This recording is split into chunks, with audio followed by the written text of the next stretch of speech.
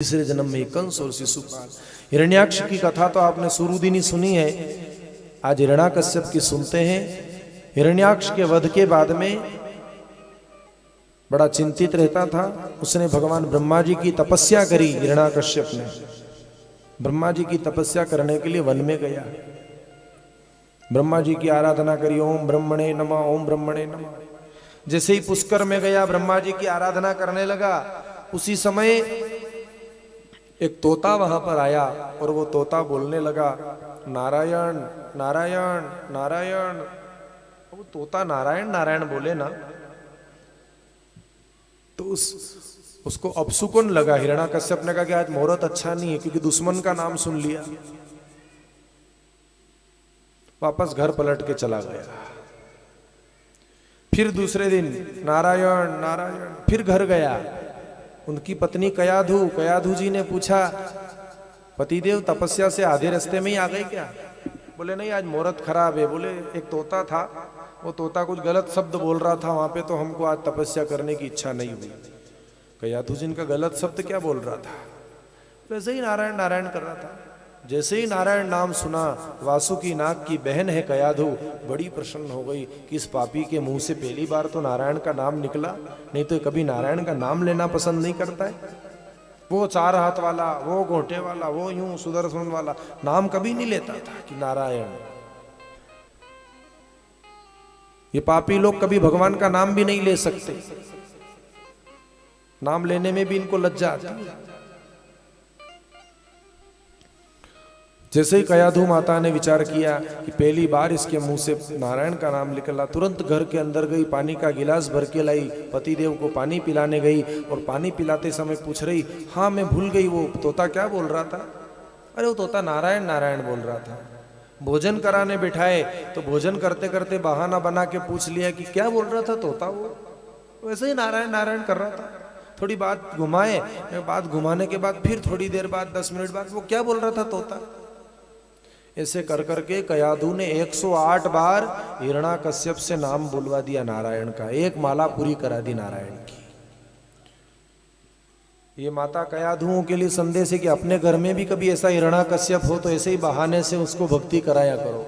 लो मारा हाथ दुखी रहा, थोड़ा थे दीवो मेल दीजो, तो कभी वो पापी ऐसे ही दीपक रख देगा तो उसका भी तो कल्याण होगा, नहीं तो वो अपने ऊपर ही ढोलता रहेगा। कहीं कहीं होते हैं ऐसे लोग कि भगवान पत्नियों को कह देते तू जाने तार भगवान जाने, उनको भगवान से कोई लेना देना नहीं। हिरण्याकश्यप तपस्या करने गया, ब्रह्मा जी से वरदान लिया, प्रभु न दिन में मरूं न रात में मरूं,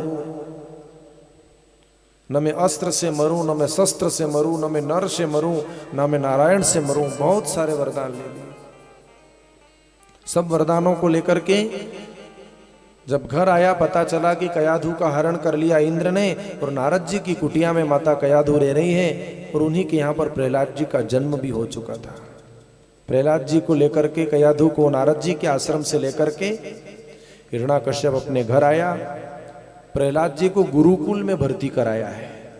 बच्चा जब बड़ा होता है ना तो गुरुकुल स्कूल भेजते हैं। स्कूल भेजा गया। शुक्राचार्य जी महाराज का एक गुरुकुल है, उस गुरुकुल में दाखिला करवा दिया प्रहलाद जी का। शुक्राचार्य जी बहुत सारी धर्म नीतियों को समझाते हैं, लेकिन प्रहलाद जी का उनमें मन नहीं लगता। प्रहलाद जी का तो बस नारायण नारायण नारायण इसी में मन लगता है, बाकी किसी में मन नहीं लगे। प्रहलाद जी महाराज का मन केवल भगवान में लगा रहता था, इसलिए गुरुकुल में ज्यादा ध्यान नहीं देते थे, पढ़ाने लिखने में मन नहीं लगता था। एक दिन हिरण्याकश्यप उनको अपने घर लेकर के आए। हिरण्याकश्यप जैसे ही घर ले गया और घर ले जाकर के पूछा, स्कूल में बेटा पढ़ाई कैसी चल रही है, क्या सीखा है तुमने? प्रहलाद जी को गोद में बिठाया, बेटा क्या सीखा? प्रहलाद जी कहते हैं, श्रवणम कीर्तनम चैव विष्णोस्य पाद सेवनम अर्चनम वंदनम दास्यम सख्यम आत्मनिवेदन। पिताजी, भगवान की भक्ति 9 प्रकार से होती है। प्रथम भगति संतन कर संगा, दूसरी रति मम कथा प्रसंग, पहली भक्ति है सत्संग सुनना। कुछ लोग कहते हैं कि भगत तो खूब है, बस कथा होने वारो मन नहीं है मारो। आप पहली बार में ही फेल हो गए हो, क्योंकि जिसको कथा सुनने में मन नहीं लगे समझो कि ये भगवान का भगत नहीं हो सकता। कथा सुनने में अपना मन होना चाहिए। श्रवणम कीर्तनम चैव, श्रवण करो भगवान की कथा का, भगवान की कथा में कीर्तन करो। विष्णुस्य पाद सेवनम, माता पिता सदगुरु के चरणों की सेवा करो, उनको नारायण मान करके, भगवान मान करके उनकी सेवा करो। विष्णुस्य पाद सेवनम, अर्चनम वंदनम दास्यम, भगवान की अर्चन करो, भगवान को वंदन करो, बार बार भगवान के दास बन करके रहो, भगवान के सखा भी बन जाओ और आखिरी में भगवान को निवेदित हो जाओ। खूब अपने आप को निवेदित करो। जब ऐसी भगवान की प्रशंसा सुनी तो प्रहलाद जी को उठा करके गोद से उठा करके फेंक दिया। तलवार लेकर के प्रहलाद जी को मारने के लिए चलाई। प्रहलाद जी के शरीर में आर पार हो गई तलवार, लेकिन फिर भी प्रहलाद जी को चोट नहीं लगी। जाको राखे साइया, मार सके ना कोई, बाल न बांका कर सके, जो जगबेरी होए। प्रहलाद जी को मारने के लिए बड़े बड़े उपाय किए गए। प्रहलाद जी को जिंदा जलाने की कोशिश करी गई। होलिका नाम की बहन आई है और होलिका बहन ने फाल्गुन शुक्ल पूर्णिमा के दिन अपनी गोदी में बिठाया प्रहलाद जी महाराज को और गोद में बिठा करके कहा हिरण्याकश्यप से कि भैया मुझे अग्नि देवता से वरदान प्राप्त है कि मैं जिंदी रहूंगी और ये जीव मर जाएगा। चिता बहुत बड़ी बनी, पूर्णिमा के दिन आग लगी उस चिता में, लेकिन होलिका जल गई, प्रहलाद जी को कुछ नहीं बिगड़ा, होलिका जल करके मर गई। भगवान के भक्त को कोई अगर बुरा करना चाहता है ना तो भगत का तो कुछ नहीं बिगड़ता, लेकिन जो बुरा करने वाला है उसी का बुरा जरूर हो जाता है। ये भगवान का न्याय है। होलिका जल करके भस्म हुई। प्रहलाद जी को एक जेल के अंदर डाल दिया गया। भक्त प्रहलाद को जेल के अंदर डाला, 15 दिन तक भूखा प्यासा रखा, लेकिन उस जेल के अंदर भी माता अन्नपूर्णा अन्न लेकर के पधारी, गंगा मैया जल की झारी लेकर के पधारी और प्रहलाद जी को जलपान और अन्नपान कराया है।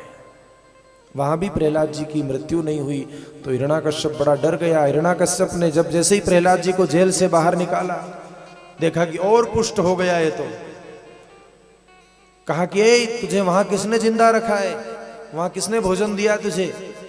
तो भक्त प्रहलाद कहते हैं पिताजी ये जो कमरा है ना, ये तो फिर भी 10 बाई 10 का कमरा है, बहुत बड़ा कमरा है, जेल का कमरा, लेकिन माँ के गर्भ में कितनी सी जगह होती है।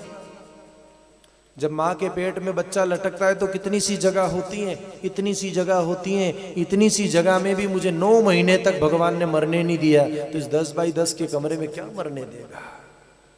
यहां भी मुझे मरने नहीं दे सकता।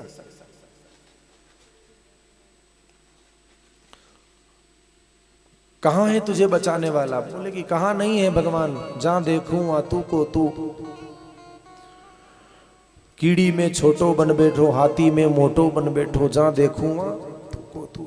भगवान सर्वत्र हैं, जले विष्णु, स्थले विष्णु, विष्णु पर्वत मस्तके, ज्वाला माला तले विष्णु, सर्व विष्णुमयम जगत। भगवान सर्वत्र हैं, सर्वव्याप्त हैं। ऐसे भगवान कहां नहीं है? बोले कि मुझे तो पिताजी थंबे थंबे में भगवान दिख रहे हैं। जैसे थंबा थंबा नाम लिया ना तो हिरण्याकश्यप को लगा कि कहीं थंबे में छुप करके बैठा होगा विष्णु, तो एक लोहे का थंबा था, उसको बहुत गर्म किया और कहा कि अगर तुझे प्रेम है भगवान से, तेरा भगवान इस थंबे में है, तो गले से लग जाओ। उस लोहे के थंबे को जो लाल हो गया था बिल्कुल जल करके, उस थंबे को भी गले लगा लिया, क्योंकि इसमें भी मेरे नारायण है। अग्नि देवता भी तो नारायण है, यज्ञ नारायण भगवान की। बोले यज्ञ में तो हमारे नारायण रहते। हिरण्याकश्यप को लगा कि इस थंबे में ही नारायण है, उस थंबे को ऊपर प्रहार किया। उस थंबे को जैसे ही टुकड़े टुकड़े किया, अपनी खड़ग से स्तंभ को काट दिया। 2 टुकड़े में थंबा जब फटा, उसी थंबे के अंदर से भगवान नरसिंह प्रकट हो गए। देवता लोग पुष्पों की वर्षा करते हैं और जय जयकार। बोले नरसिंह भगवान की, भक्तवत्सल भगवान की। नरसिंह भगवान का प्रागट्य, कमर से ऊपर तो भगवान, नाभि से ऊपर तो शेर जैसे हैं और नाभि से नीचे भगवान मनुष्य जैसे हैं। ऐसा भगवान का विकराल रूप देखा। बड़े बड़े हाथ हैं, भगवान के बड़े बड़े नख हो रहे हैं। जब भयंकर रूप देखा तो हिरण्याकश्यप डर के वहां से भागने लगा। जैसे हिरण्याकश्यप से भगवान का युद्ध हुआ, नरसिंह देव भगवान का, और नरसिंह भगवान ने हिरण्याकश्यप को उसी प्रकार पकड़ लिया जैसे कोई बहुत बड़ा बब्बर शेर हो और बकरी के बच्चे को जैसे पकड़ लेता है, उसी प्रकार भगवान ने उस हिरण्याकश्यप राक्षस को पकड़ा। घसीटते हुए द्वार तक भगवान ले गए और डेयरी में जाकर के उसको अपनी गोदी में बिठा लिया। गोदी में इसलिए बिठाए कि इसी राक्षस के कारण मेरे भक्त का प्राकट्य हुआ है, इसलिए ये भी मेरे स्नेह का पात्र है। गोदी में बिठाया। भगवान ने अपने, हिरण्याकश्यप हंस रहा है कि भगवान आप मुझे नहीं मार सकते। भगवान ने कहा क्यों नहीं मार सकते? कहा कि प्रभु मैंने वरदान लिया है कि न मैं दिन में मरूं न मैं रात में मरूं। उस समय सायंकाल का समय हो गया था। भगवान ने कहा अभी कौन सा समय? अपने मालवा में बोले तो धरधरी वेरा, संध्या का समय। भगवान ने कहा कि संध्या का समय है, इस समय मार रहा हूं, न तो दिन है न रात है। कहा कि भगवान मैंने वरदान लिया था कि न घर में मरूं न घर के बाहर मरूं। भगवान बोले कि देख मैं तुझे डेयरी में मार रहा हूं, न तो ये घर के अंदर है और न डेयरी घर के बाहर है, तुझे यहां मारूंगा।